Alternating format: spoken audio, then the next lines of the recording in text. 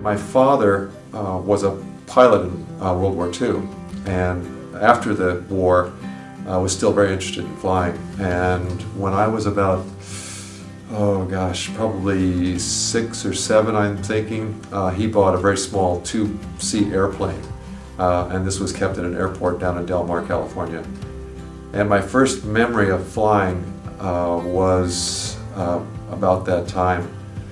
And the cockpit of this aircraft would slide back, so it would be sort of like a convertible. You could actually fly with, you know, the wind in your hair. And we were flying out over the Borrego Desert on a spring day where there were the cotton ball puffy clouds all through the sky. And flying through these clouds was such an intense experience for me, because I really felt like you could just literally walk out of the airplane on the wing and jump off onto one of these clouds and just be in this new special place. And I thought about flying and learning to fly ever since then. Moving into actually getting a pilot's license was somewhat complex, because I have no useful vision in one eye, and I was told inaccurately when I was a teenager that because of that I could never get a pilot's license. About 10 years later, when I was in my early mid-20s, I did a little bit of research and found out that indeed I could get a pilot's license, and I just had to go through some additional levels of testing to get the final certificate. And I started taking lessons, I think, the following week, and here we are 35 years later. I took up photography in my mid to late teens. I came home from college one winter vacation, and my younger brother was taking a class in black and white photography at the high school, and had turned one of the family bathrooms into a temporary darkroom. And I sort of said, "Robert, what the heck are you doing?" He goes, "Oh, I'm developing these prints. I'm developing these black and white prints." And I went in with him and saw what he was doing, and I'm just going, I gotta get into this thing. This is just too much fun. The photography and the flying was something that I dreamed about, I think, for forever. Every time I would go flying, whether it was with my father when I got older or just in a commercial airplane, I was just absolutely excited about that way of seeing, our landscape, our environment, our world. The experience of flying and taking photographs just never gets old. I mean, it's still just such a magical experience, and I can't remember the last time that I was in an airplane where I did not have a camera and was not taking photographs. I mean, I can't even imagine, to tell you the truth. I fly a Cessna 172. I own this Cessna 172, which is a small 4-seater, fairly simple airplane. It flies relatively slowly, so that makes it easier for me to do my photography.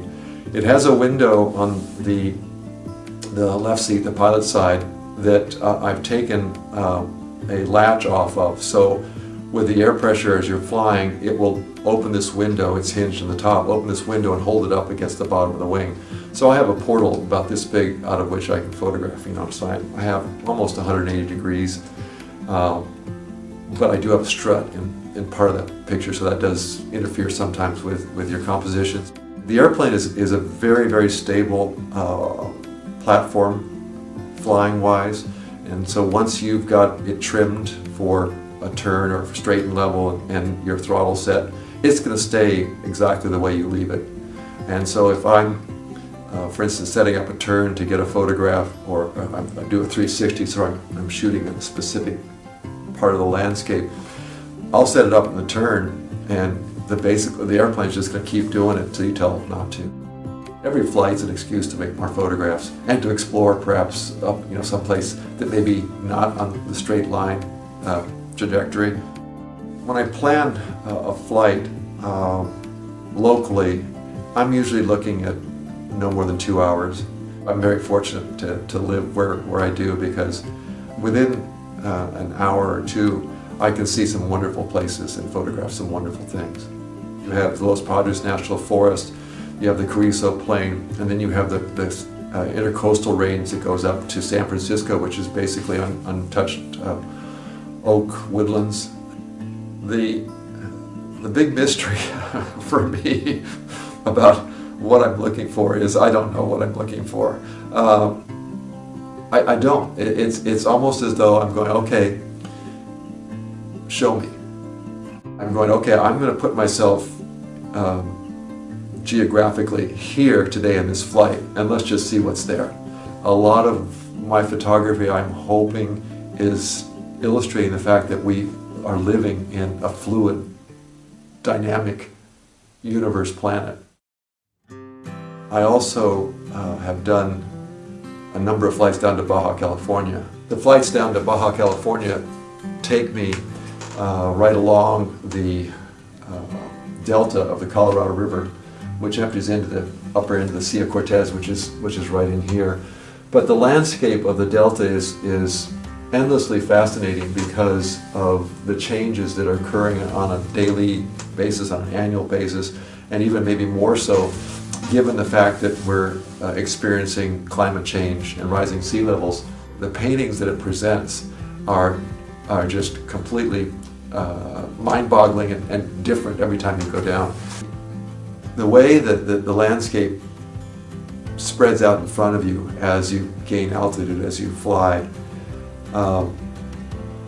it's as though you're actually adding, and maybe in some sense you're adding that missing dimension that you don't get from a ground-based perspective. When I get back, I'm going, oh gosh, I can't wait to show this and share this with people that don't have the ability to get up there and explore our landscapes from an airplane's perspective, from that aerial perspective. I can't explain to you what fun it is to be flying and taking photographs. I mean, there'll be times when I'm pretty much just shouting for joy in an airplane, as if I, am presented with something just spectacular, and I mean, it's overwhelmingly joyful.